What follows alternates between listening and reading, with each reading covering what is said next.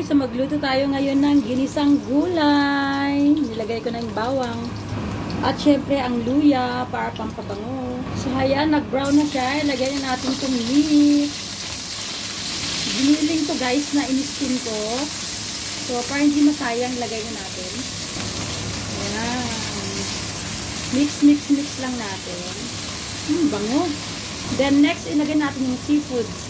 Alright, meatballs na seafood, lagay na natin. So, ayan, mix na natin. O, diba? May ulam na tayo. Right? Leave muna natin ng few more minutes. Then, lagyan natin siya ng konting soy sauce. Then, mix. O, diba? Ang bango, guys. Leave for a few minutes. So, naghiwa na ako kanina guys ng what's this? Squash or pumpkin.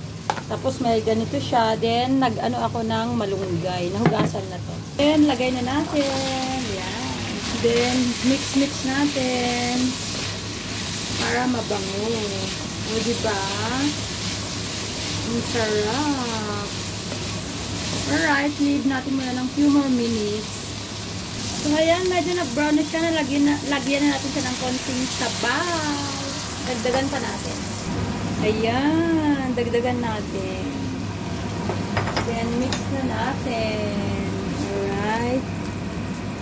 Ayan. Hayaan muna natin siyang maluto ng few more minutes. Diba?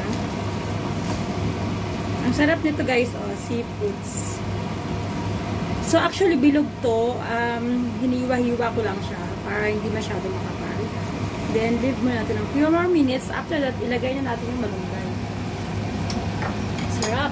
Then, lagyan na natin siya ng asin lang. 1 pinch na asin. Yan. Or, nasa sa inyo kung medyo maalat kayo. Ako kasi hindi maalat. Ayan. Leave muna natin. Ang sarap na guys.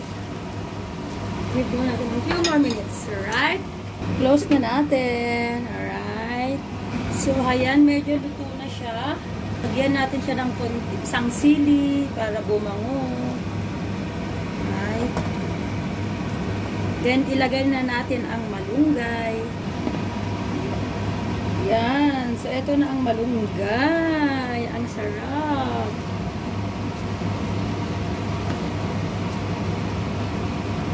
So, kunin natin to kasi sayang. Then, ilagay natin ulit. Ayan. Sinimot ko ang malunggay. So, ayan guys. Luto na to. Mix lang natin. May pang dinner na tayo mamayang gabi. Diba? Ang sarap. See? Ang bango ng amoy, promise.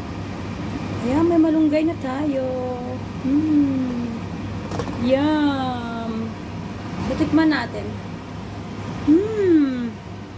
Grabe, ang harap. Mainit-init pa. Yum! So, ano pang hinihintay nyo? Magluto na rin kayo. Right? Perfect! Thanks for watching! Bye!